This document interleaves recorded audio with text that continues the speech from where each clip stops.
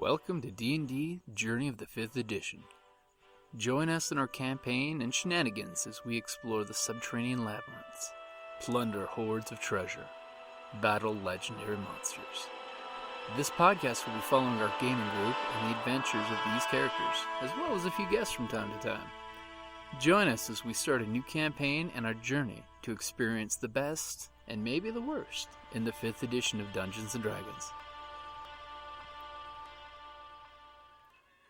Hi, this is Kelly, aka Trixie from Ragnarok and Roll, assigned to Ragnarok Story, and Tilda Wimblewick from D&D Journey of the 5th Edition. First off, I would just like to say thank you to everyone for listening to our varied adventures, as well as for rating us on iTunes and RPGpodcast.com. If you haven't rated us yet, we would greatly appreciate it if you could. And if you're looking for more ways to support our efforts, we are now on Patreon, a great site where you can help us continue making more podcasts, as well as some special surprises for our patrons.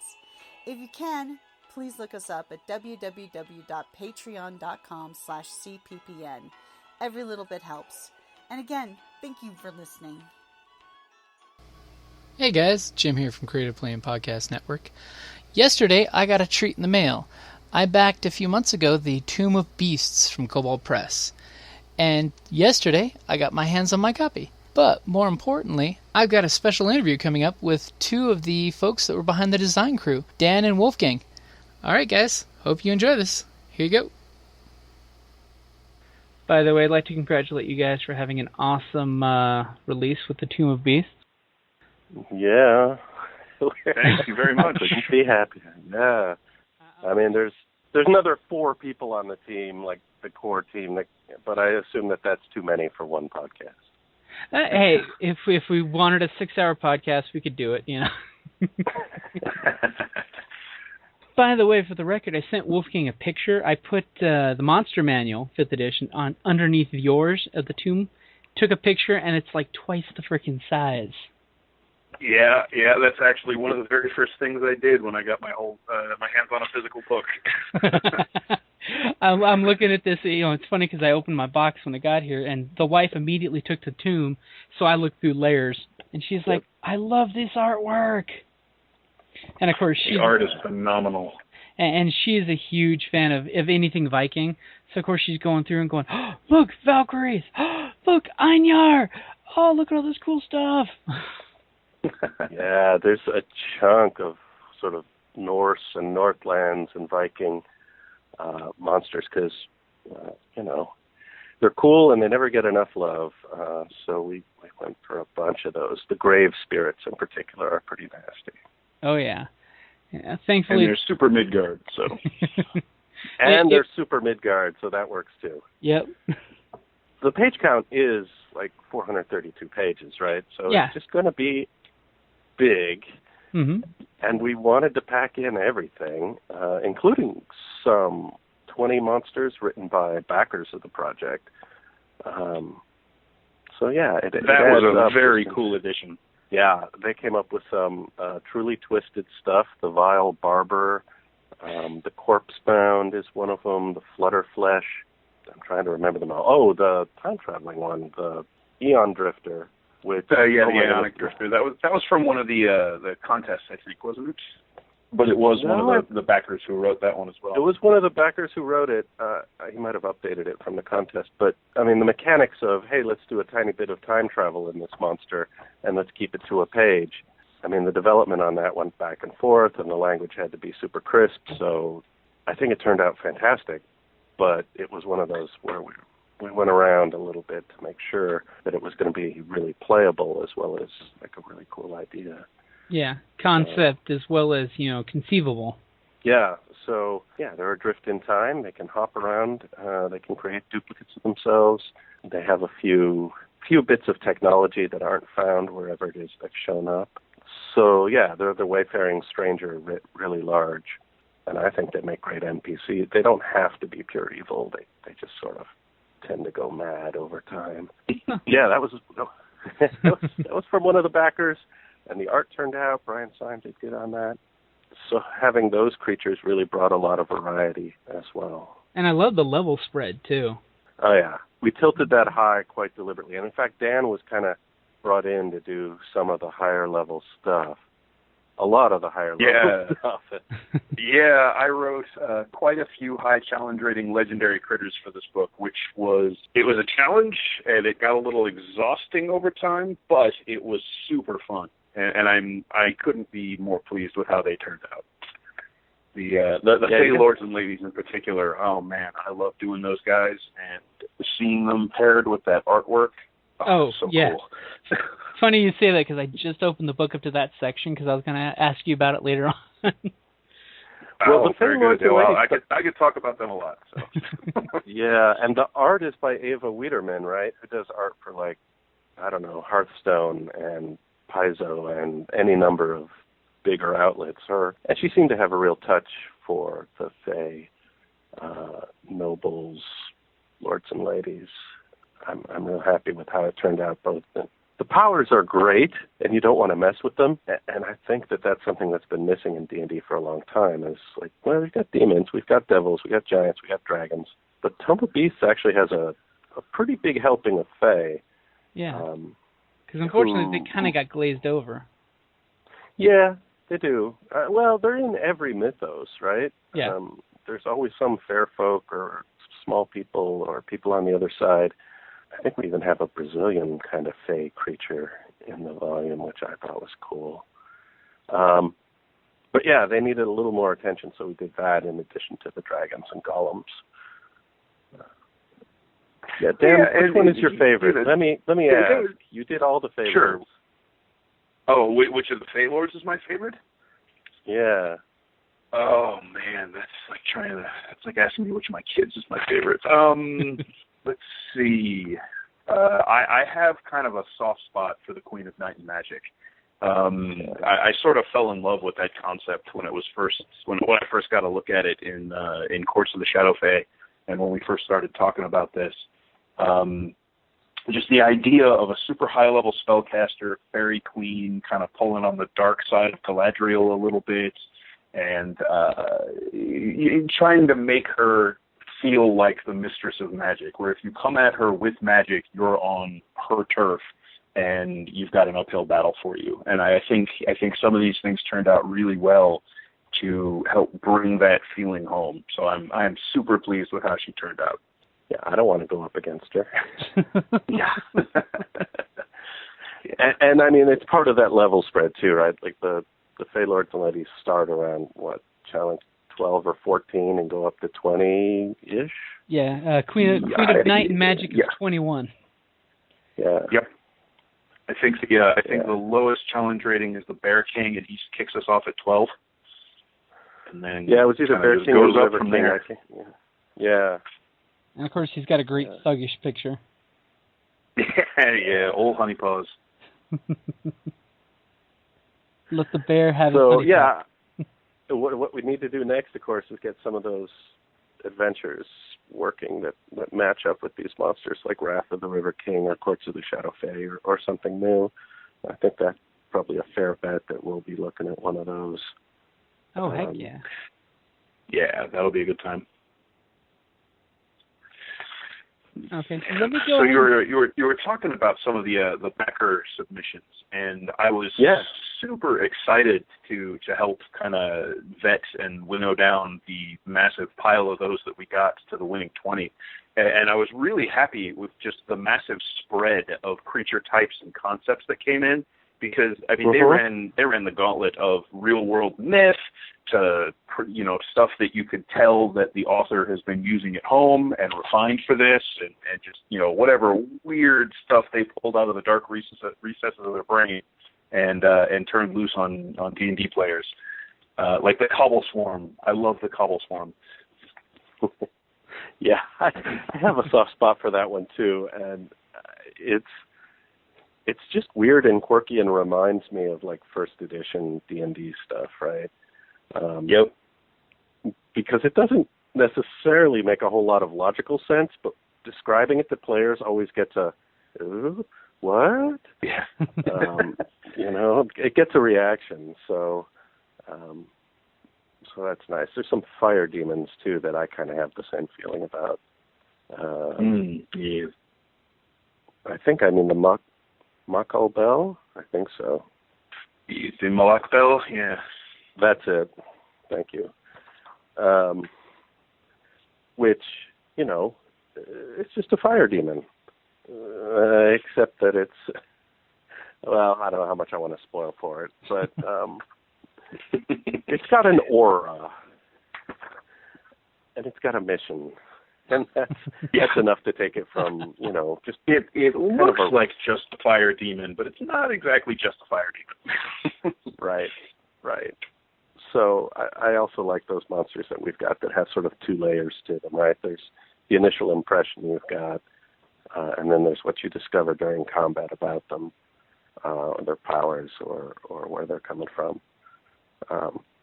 So yeah, the development was both on the mechanical side sometimes and on the lore side. We've gotten a lot of feedback from backers and people who've picked it up. That they're like, I just read through it and I, was inspired to do this adventure or swap in something in Curse of Strahd or change my next night's plans. Are you kidding? Last night, Wednesday night, my Lady Knights of Adventure, it's our all-lady D&D group, went after a section of a Earth quest where they're basically dealing with a bunch of Earth stuff, and literally, like, the mold creature, the moss creature, would have been perfect for the mold cave that they were in, because they fought some mold creatures. I'm like, oh, I wish I could have added that in if it would have just showed up at my door a day early.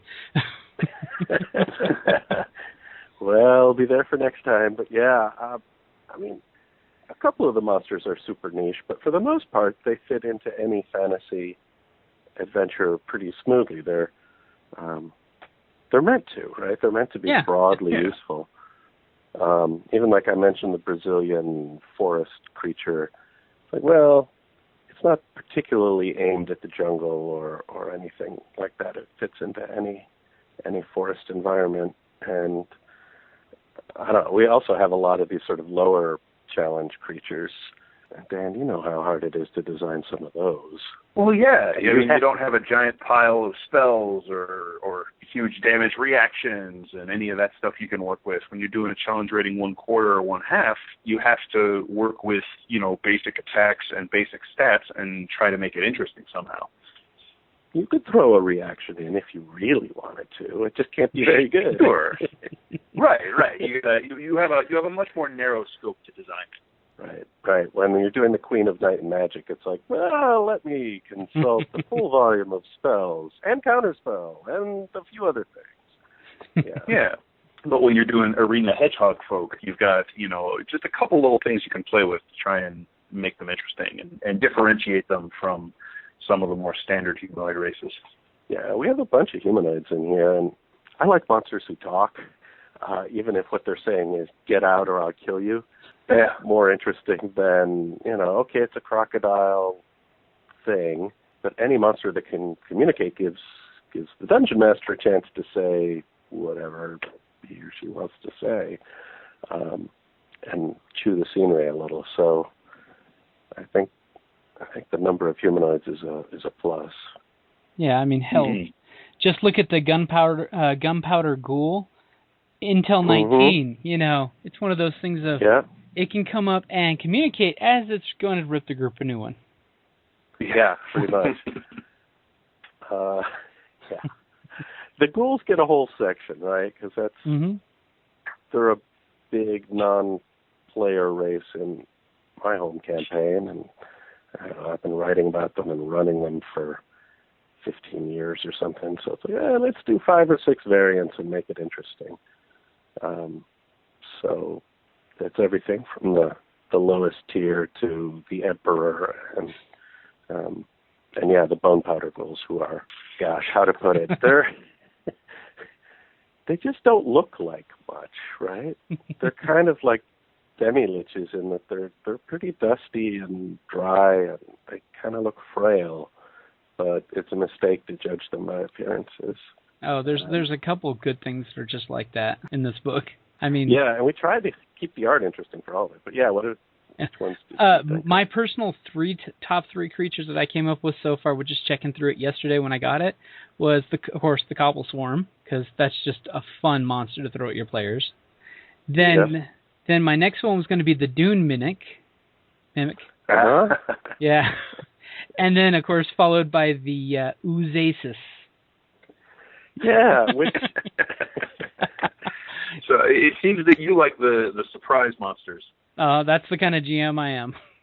Yep. Well, there's, if you got 400 monsters, you got to have several that are ambushy and surprise and disguised, and those three are great. And certainly there's room to surprise players with a lot of it. I mean, just the fact that you've basically doubled the ranks of monsters available to the DM. That's a surprise in itself, right? I keep hearing this from people. It's like, I'm bringing it to the game and they'll never know what hit them. Probably not. Are you kidding? Where they start... they start looking up how does Arcana work? Can I learn some creature lore from this? Is there a skill that's going to help us out with this? The answer is and that's always a good thing. Yeah, I completely agree. I'm loving in one of our group. The group are so heavily relying on the lore skills now before they engage things. So they'll be like, okay, we see it. Oh crap! Somebody do a lore roll real quick because of course. It's a magic castle, and everything is based on something. So it's like something has a vulnerability. And, of course, it's now making them do the time to find out before they just jump right into it. Or one of the group members, when they get ambushed, will fall back and immediately do the skill for their first action. It's like, I rack my head to figure out how to beat this. Yep. And then, of course, hopefully the group has the ability that they need to, damage it. Right. Or that's the kicker. Yeah. Well, I think there's a place for, hey, I know this, and I'm a heroic character, and we've fought these hill giants before. We know what we're up against.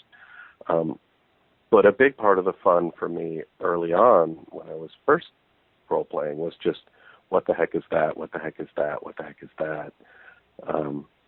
And it's hard to bring that sense of wonder back, right? When you've seen every monster in like 3 editions. Yeah. So I'm kind of proud that Kobold Press has reached into a few other mythologies and taken some new directions on the dragons. And there's very little here that is going to be immediately obvious to players, like long-time experienced players, just out of, past editions or the like. And it's always a challenge, particularly if your play group consists of not only veteran players, but if you rotate who runs the game, because then it's like, I've seen some groups talk about, I prefer my players never to look at the monster manual so they'll be surprised. That's not really an option with my group because at least 3 of us run games, right? So you're going to try to pry my monster manual, you're going to have to do it out of my cold, dead fingers. But so having these sorts of options show up, this means, exactly, like I can pull out new tricks that just weren't there before, and I would have had to put in extra prep time to reskin a stone giant into something else, so they wouldn't just realize, it is this armor class, this many hit points, and watch out for the rocks, right? Definitely. Right. I know. I've actually had some of my gamers when I've left the recorder going in the room for podcast, and all of a sudden I'm listening to the episode later, and they're like, "Quick, look it up!" And they're whipping out their phone and looking at it. It's like, it's got this, that, and this, that. And I'm like, "Oh, you dirty little cheaters!" When I listen to that, you swine. It's like I'm gonna have to kill you later for that. Yeah. Well, but players want every edge they can get, and there's a real sense of knowledge is power, and so tilting the balance toward don't read the monster manual it's tough to enforce, right? People want to. Sometimes when they roll really good skills, I'll hand them the book and say, all of this. You rolled amazing. Yay! All right. Yeah, it's nice when they succeed. So to kind of start out at the beginning of, for those who haven't had a chance to get their hands on this beautiful book, from your guys' point of view, what is the Tomb of Beasts? It's basically the 5th edition unofficial monster manual from Kobold Press, right? It's 400 new monsters that we have picked from 10 years of Kobold Press monster design and designed from the ground up and play-tested heavily and illustrated lavishly. It's like all the best that we could pour into this book. And it was Kickstarted, so we had enough money for art and good printing and good binding. But mainly, it's like, I love monsters. I want to do a big book of monsters. The Monster Manual was the first RPG thing I ever bought, like in 1980, right? And I have never gotten to do a hardcover monster book as publisher at Kobold Press. So it's like, it's time. We got to do this. And so it's for 5th edition D&D, start to finish, available at the Kobold store and better game stores. Yeah, I mean, that's what it is, right? We really wanted another monster manual, and it became apparent we had to do it ourselves. Yeah, that's something that the community, certainly online, has been clamoring for a long time. One of the things I see most often is they really want an official monster manual, too, from Wizards. And now it looks like maybe this year they're finally going to get something along those lines. But, like, you know, this has been in the works for a while now, and the Tome of Beasts is just going to be a fantastic companion to all your official material. Wolfgang pretty much hit the whole thing with the process of where the tome came from. But when I was brought on, I was pitched, hey, Dan, you remember all those adventures and all those things and this stuff we've been talking about and these things you've seen and all the monsters on the blog that have been on koboldpress.com? We're going to turn all of those into 5th ed and put them in a book. You want to help? So I had to take a minute to recover my senses after thinking of how much work that was going to be, and the team that has worked on this is really phenomenal. I believe it was Chris Harris who did. I mean, he did the design on. It must be close to half the book. Yeah, it's pretty close to half, and he just churned through stuff, and he's just got it down, right? Plus, I mean, let's give credit to Steve Winter as the developer. I mean, he used to work at Wizards of the Coast. He may work there again. He's been a contractor there any number of times. Heck, he's the guy who signed Ed Greenwood to write The Forgotten Realms. He was a creative director at TSR. So he knows his stuff. And he did an analysis of all the monsters in the 5th edition Monster Manual, by stats, by attacks, by defenses, by various categories, and just sliced and diced the data and said, okay, that's sort of the parameters that we're shooting at, is a corpus of monsters like that. And he put that whole string of monster analysis up on the Kobold Press blog for anybody to check out, all the charts and tables. So there was a really deep dive early on for, what's the power curve like, beyond what's in the DMG, beyond what's in the Build Your Own Monsters sort of articles. And so that was sort of the foundation, and then Chris built off of that, and then Dan wrote just a ton of monsters too, and Rodrigo Garcia Carmona was brought in mostly to do the desert, jungle, sort of tropical monsters out of the Southlands bestiary. And this is sort of my bias showing, right? I worked on Al-Qadim back in the day. I wrote a bunch of things for that. And so I love the Arabian Nights and sort of more tropical monsters. And you'll find there's, 50 of them maybe out of 400. Mm-hmm. They're not all super tropical. Some of them are just like the Dune Mimic can go anywhere, right?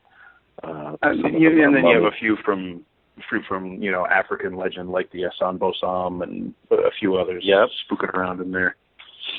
Yeah. So, I mean, it was just a large team, 4 primary creature designers, 3 people on editing and development, and then a whole bunch of sort of backup designers who did a few creatures. Greg Marks did a couple, a handful. So, I mean, you add it all up, and all of a sudden it's this giant volume. It's the biggest thing we've ever printed. It's a beautiful... And my favorite thing to say about it is that you'll get tired holding it. You're going to need a lectern if you're going to use it at the table. Game books should all have a lectern, right? When you open the Dungeon Master's Guide, it should open with a thud, and there should be a leather bookmark, and there should be an imp on your lectern, or a cat. And, yeah, that would be nice. I like a little dungeon mastery with drama. Hey, it gets their attention, you know. It gets them back at the moment of, oh God, what's that? He's reaching for the big book. Yes. Are you kidding? I'm sitting here at my desk with the book in my hand, my arm braced on the armrest to hold the weight. Because it is a big, beautiful, beefy beast. Yes, it is. And it is. I just came across the Gypso Sphinx. You guys actually even included 11 different riddles for the GMs. Oh, yeah. That was cool. Feedback from our playtesters. They're like, well, these are sphinxes, and the one thing that bugs me about sphinxes is I can never make up the riddle on the fly, right, if they're going to encounter this thing. And I said, I love sphinxes, and you're right. I always have to prep them. So why don't we put the riddles right on the page? Pick one. That's a great addition that came out of the playtest. That's just so cool. Yeah, that's beautiful synergy at work. Yeah, no, the playtest was mostly about the mechanics and the balancing, and oh my God, it was a total TPK, right? And that was great information. But it wasn't all that. Some of it was, I don't really understand these, I don't understand these culture notes, or why is there were just questions about the lore. And every time somebody raised one of those, it was pure gold for the editing and development side. It's like, oh, okay, clearly we haven't communicated that, or we have an opportunity to make it even better. So hats off to our playtesters. I think we had like 500 of them who hammered on almost every creature. The exceptions are the CR27 Demon Lords, where everybody was like, I don't have a party that can handle that. Yes. And I think a couple other late additions to the book didn't get full tested, but there was a hefty dose of playtest that helps a lot. It's one of the things that I like to do as much as possible with core mechanics like monsters and classes. Yeah, because everything is really well fleshed out. I mean. And then some of the new abilities that are in there for some of the stuff is just fun, I mean, the clockwork, the fact that they have grease spray. It's a basic mechanic, but, as a creature's ability, it's an awesome ability. Yep. Yeah, I mean, if they're just boxes of hit points with some damage, that's no fun. Yeah.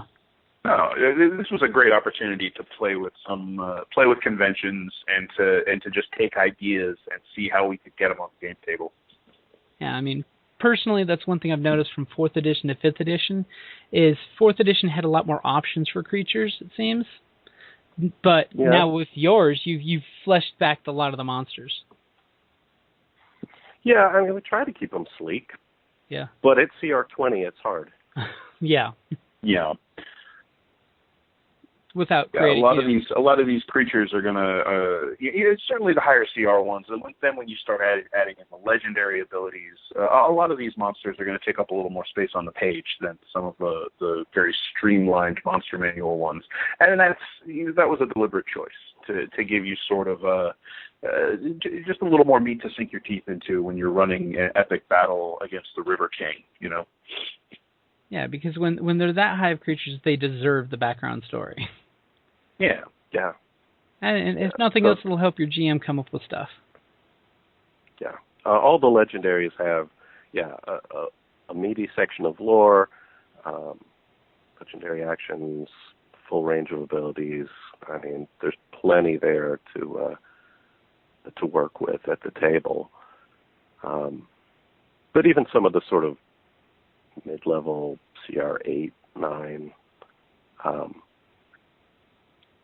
One of the things we got in feedback on the Devils, for instance, Mike Shea play-tested a bunch of those. He was running his party through the layers of hell and said, hey, I need more Devils. Here you go. Test these out. We got Devils. Said, well, these guys need some additional devilish abilities or something infernal. So we have a couple of twists on that as well. So many devils in the book, you'll need another level of hell for them. Yeah.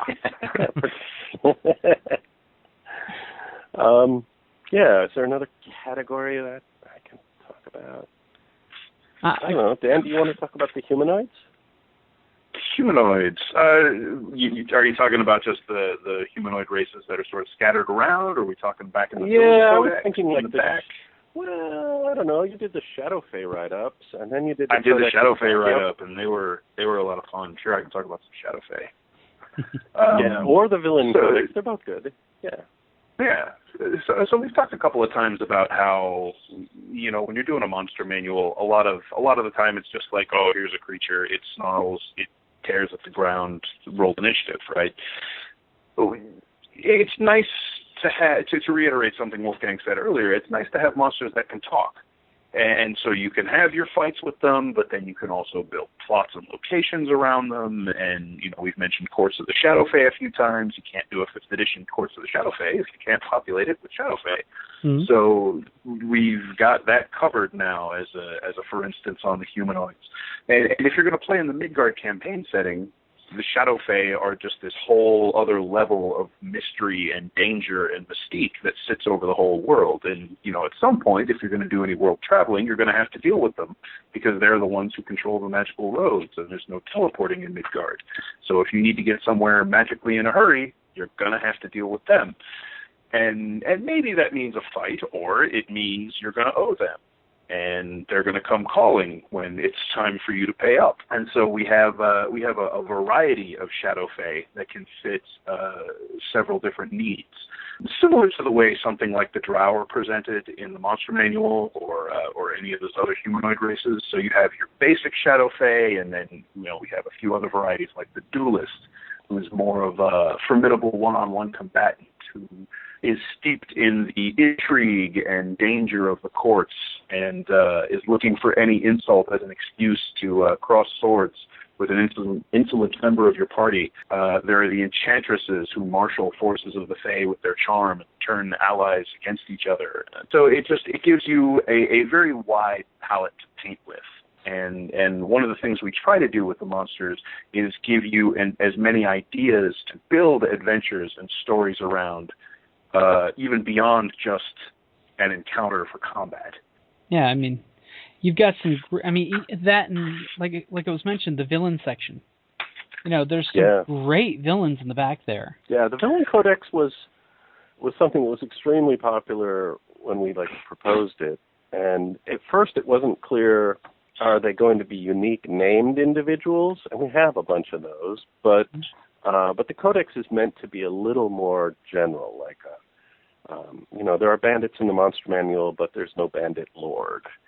So let's give the bandits someone who's really a ringleader, somebody who can organize a whole group. There's others that are really pretty specific individuals, like a hellbound gnomish warlock type.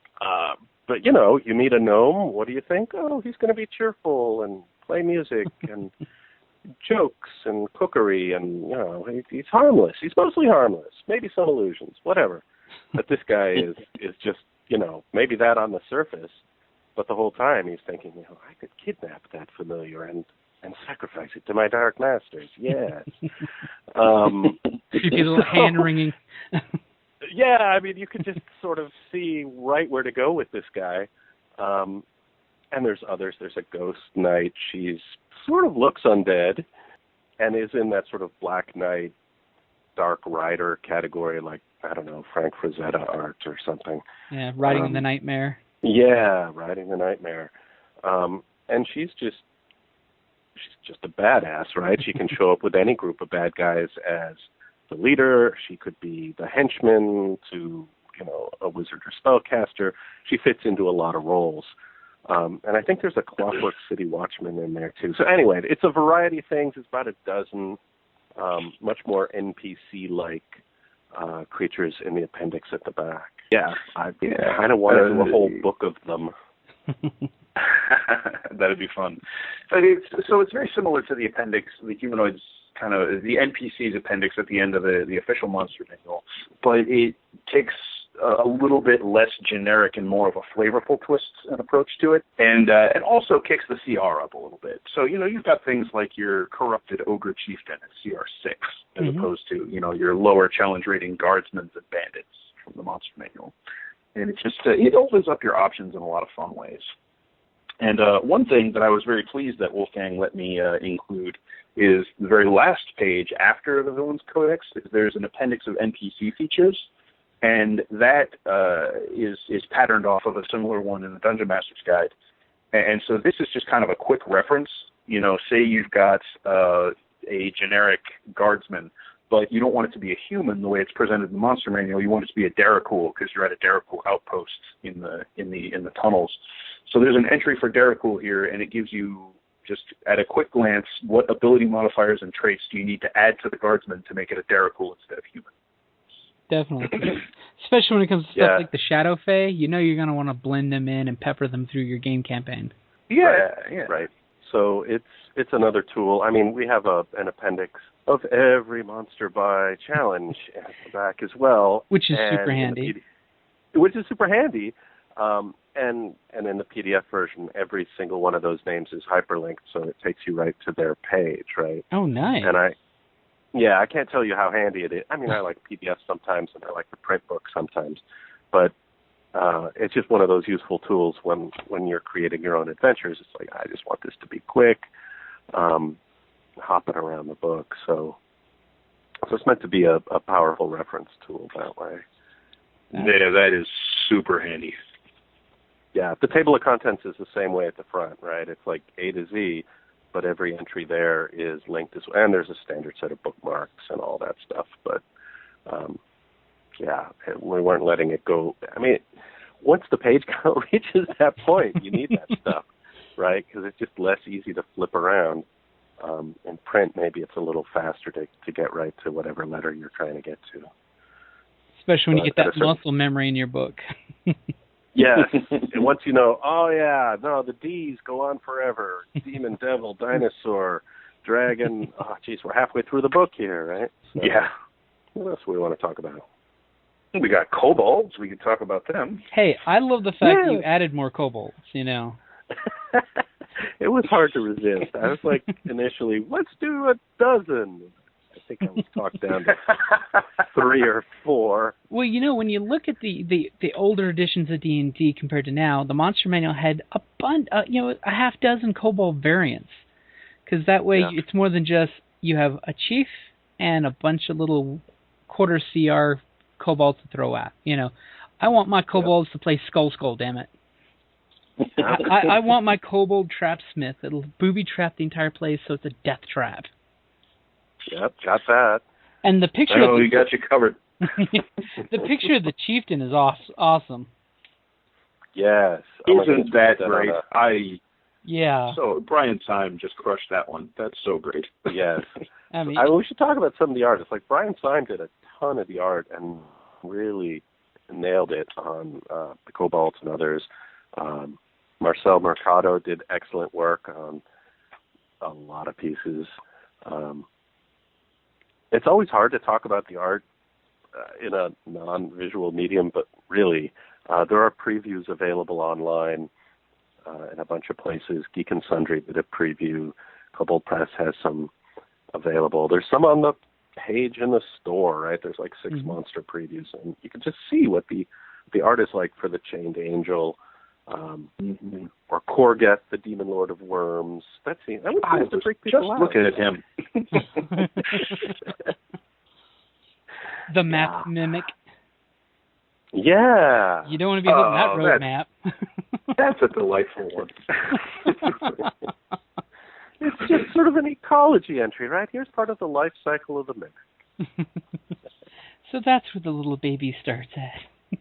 Yeah. And then it becomes a dune mimic.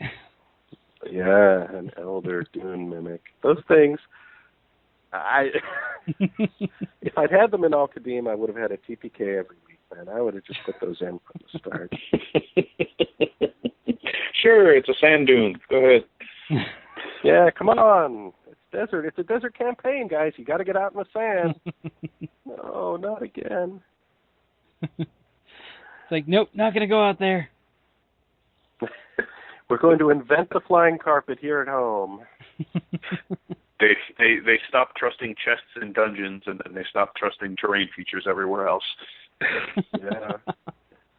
And then, you know, when it comes to them looting tombs, you've got the sarcophagus slime that will keep them from opening any sarcophagus ever after they get to one. Yes. Oh my goodness. Everything about that monster is awesome. Chris Lockey wrote that. I think I can't remember if it was a contest entry or a backer entry, but yeah, he took the classic, we're going to open the sarcophagus, we're opening the tomb, and turned it into, it opens. Now you're going to want to close it. Oh, dear God, what did I find? Yeah. So I think the art helps.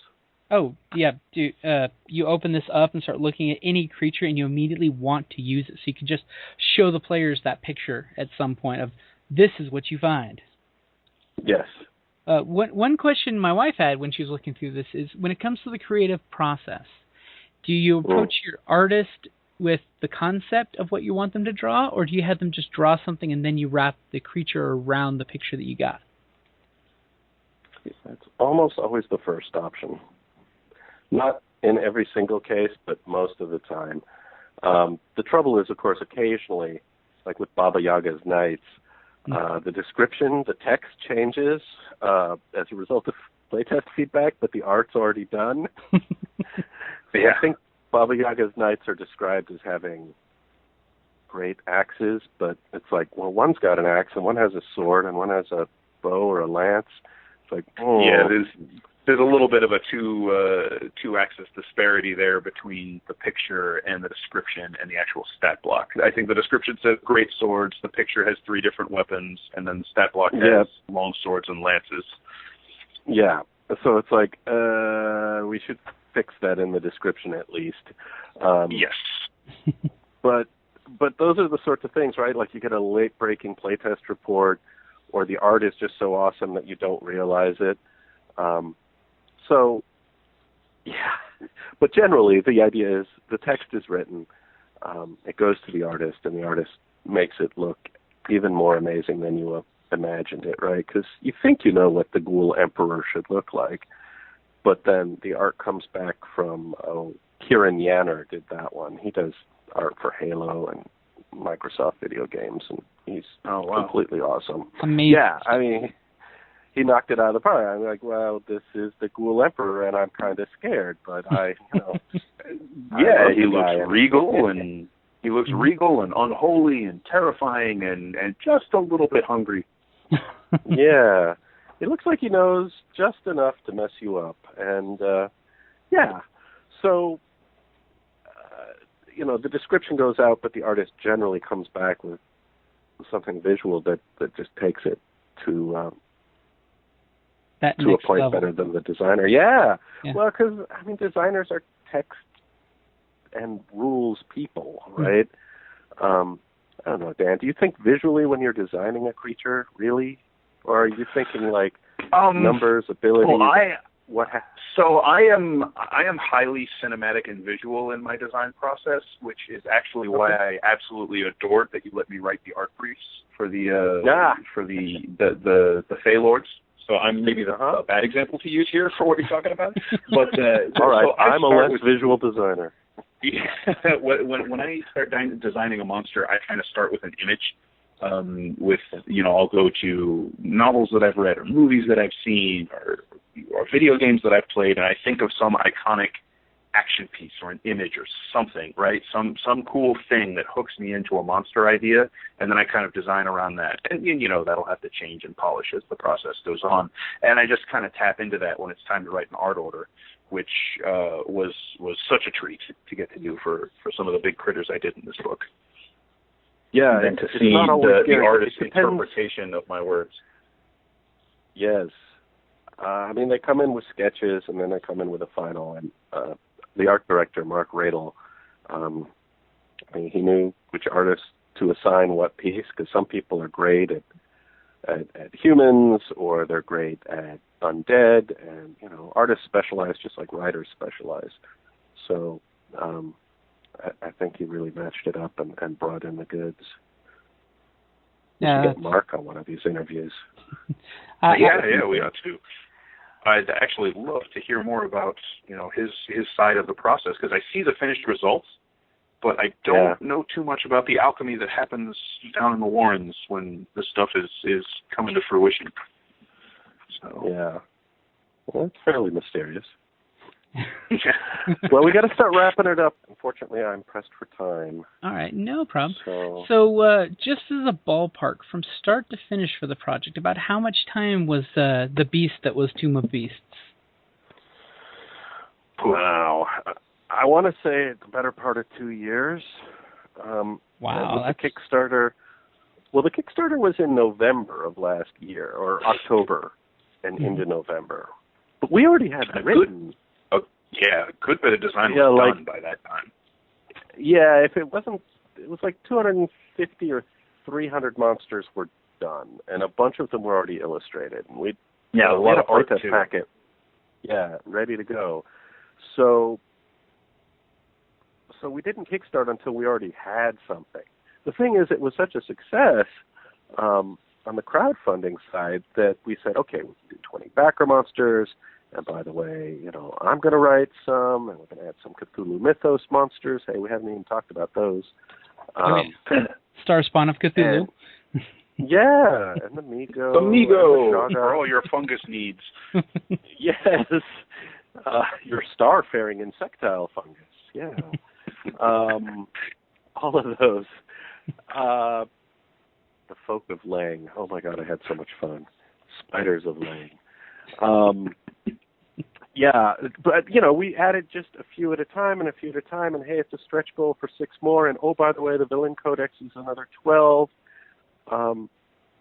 And so we added about a third to 50% more to the total book, and then that was like the next year of work, getting all the playtest and the layout, the art for the rest. So, yeah, it's about a 2-year process. For a book this size. Well, in so little of time, you managed to come up with a great, fantastic product. Yeah, well, it doesn't feel like a little time. It feels like, oh my goodness, we're finally here. And don't forget the Lair of Beasts, the awesome adventure book, too. Yeah. The Book of Lairs, yes. It was such a pleasure to work on that with Sly Flourish, Mike Shea, Steve Winter wrote a couple. I got to write a couple of Lairs. We had Sean Merwin, James Sean H. Merwin. Yep. Greg Marks helped with a couple. Mike Wellham wrote one. He's mostly known for his Pathfinder stuff. No, actually, he wrote 2 or 3. But he came over to 5th edition and really did some cool stuff, too. So, yeah, it was quite the list of cool designers and cool one-shot, one-night adventures. And it was all edited by Kim Mohan, who is, I don't know if people know, he's like an editorial god at TSR writing. He's the guy who edited Gary Gygax's work for years. Herculean. Yeah. It's like, okay, you edited Gary Gygax in the 70s and 80s. All right, Kim, and you're willing to work on this Book of Lairs. Cool. What do I say? I say go to it, and I look forward to reading the final. And, yeah, the adventures turned out really well. They all have these gigantic maps for a virtual tabletop or projector or printout, whatever. And they go from levels 1 to 15. So if you're just looking to drop in the Dark Druid Grove, we got that. We got a pirate area. We've got some Undead Aboleth. We've got it's a huge void spread. dragons. Yeah, it's a real variety. So I know you are pressed in time, but I got 2 quick questions. One, sure. Where can folks get a physical copy and a PDF of the book? And 2, Are there any shameless plugs you want to get out there for anybody? Well, the best place to get the physical copy right now is at koboldpress.com. We have a store online, and we have inventory. We just finished getting it all out to backers and the pre-orders, and so now we're filling orders as they come in. It's going to be on Amazon, but I got to tell you, it takes a while to get there. But if you're willing to wait and maybe save a few bucks or combine shipping, you can get it on Amazon in September. The PDF is only at the Kobold site right now, but should be actually available on Paizo.com soon. Helping it distribute. Yeah, I know, it's kind of weird, isn't it? But they're really good at shipping and customer service, and they're good partners for us to help with distribution. Yeah, they're awesome partners, letting just allowing things outside of their own wheelhouse into their store, and just being great about that. They carry Fantasy Flight and Wizards of the Coast and Pelgrane and Chaos. They have a game store that is everything. And the other place I would recommend people is your local game shop. It'll be there probably early September, maybe a little later than that for outside the U.S. But it's available for distribution. Yeah, so it's everywhere. And in terms of other things I want to plug, I want to talk about Deep Magic for a second. It's not even about monsters, but it is a thing that Dan has contributed to, and it's the thing I love almost as much as monsters, which is magic. We're doing this series of PDFs on new schools, new traditions, new spells, and the first 3 or 4 are out, which is Clockwork Magic, Rune Magic, and then, Dan, you wrote Void Magic, which sort of ties in with Void Dragon. Do you want to talk about Void Dragon for a second? Sure. Void Magic is, so the concept is, there's this mythological trope, right, that creation came about when words were spoken. And so there are these words of creation, and words have power. Void Magic is kind of the dark between the lines of that. Void Magic arises from void speech, which are sort of like the words of negation. The dark reflection of the stuff that created everything. So it's very villainous sort of in tone and intent, but, people love to dip their toe into the dark side a little bit and try to use it for good reasons, and sometimes that works out okay-ish, and sometimes that works out really awful. And so Void Magic is all about giving, DMs and players the option to do that, to either go full-bore dark side or to mix some gray into their palette.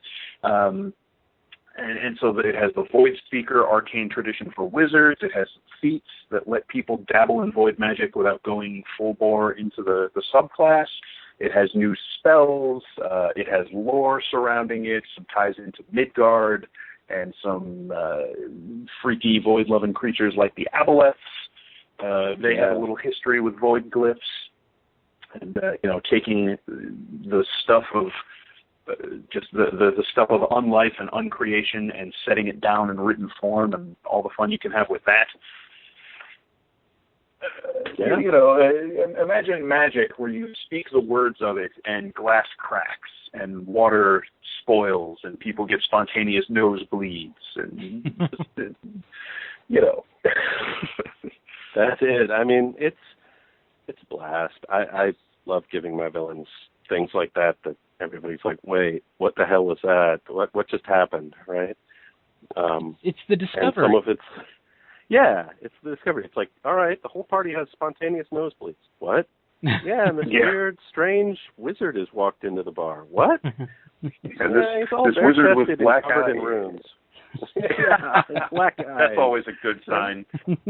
He speaks, and now you're deaf, but you can still hear his strange chanting that makes your ears burn.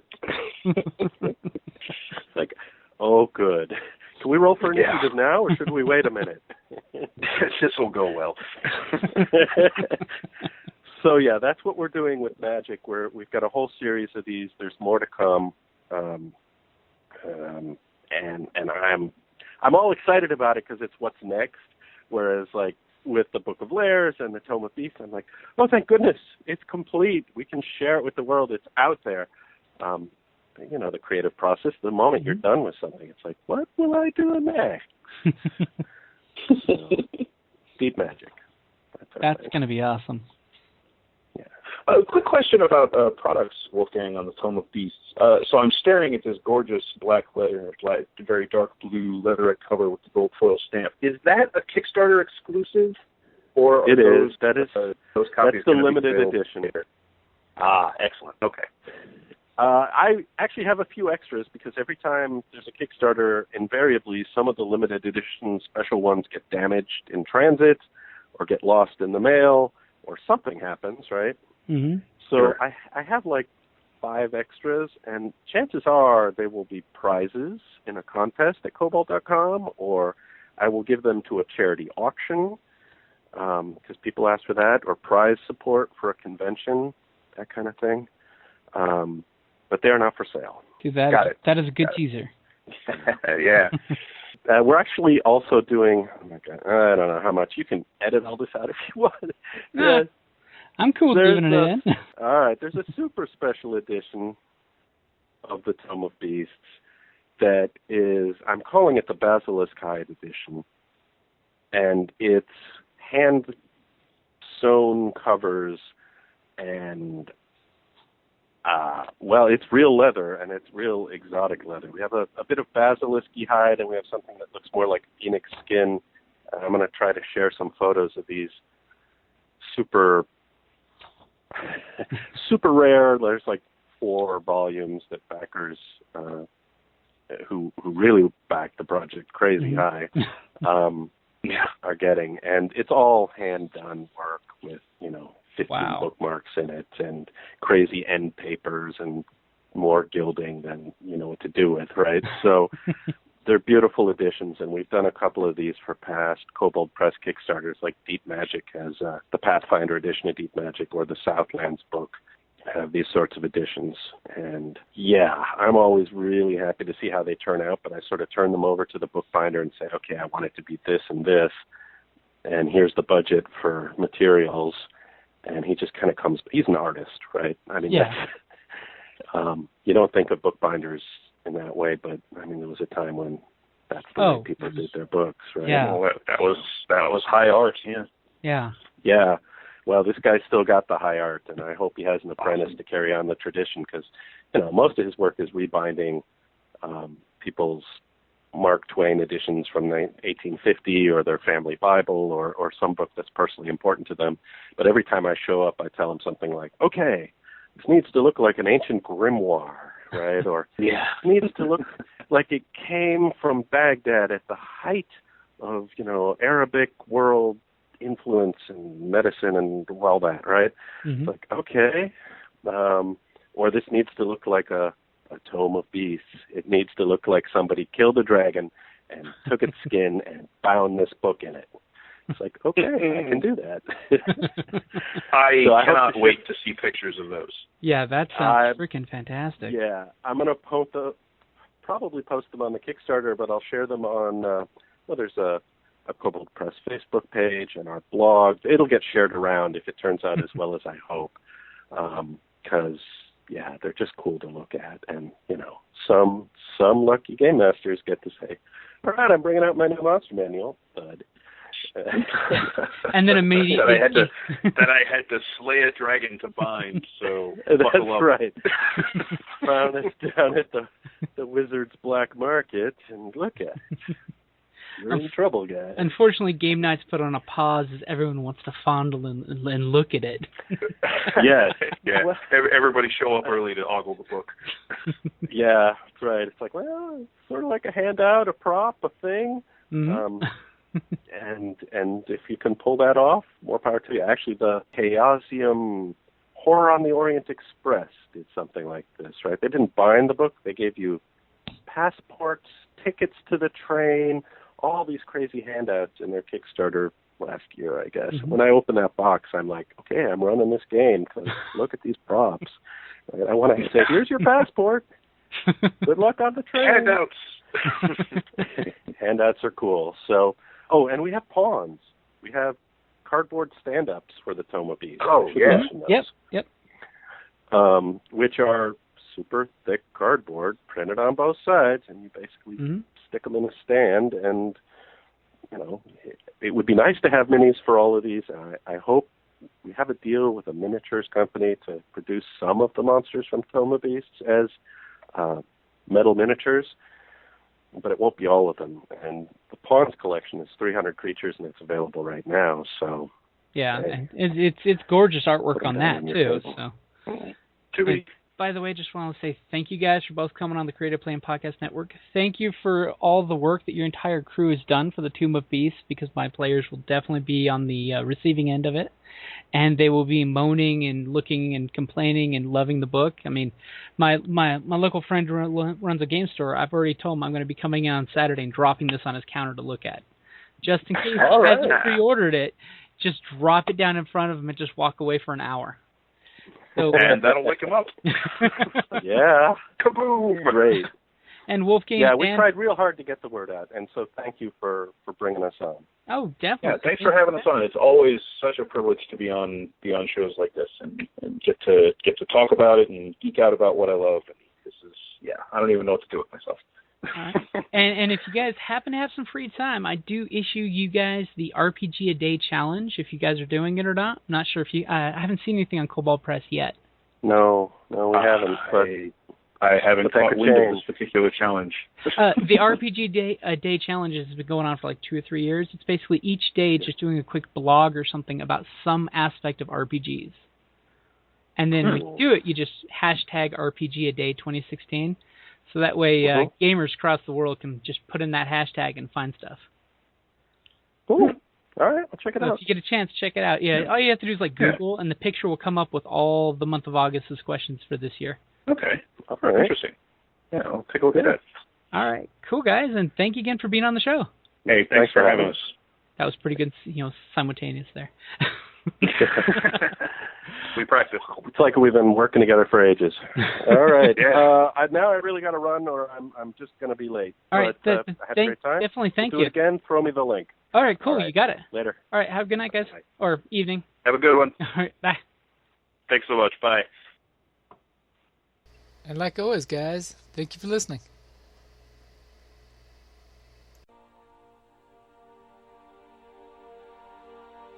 Thank you for listening to D&D Journey of the 5th Edition, a member of the Creative Play and Podcast Network. And remember, be careful out there. There be dragons about.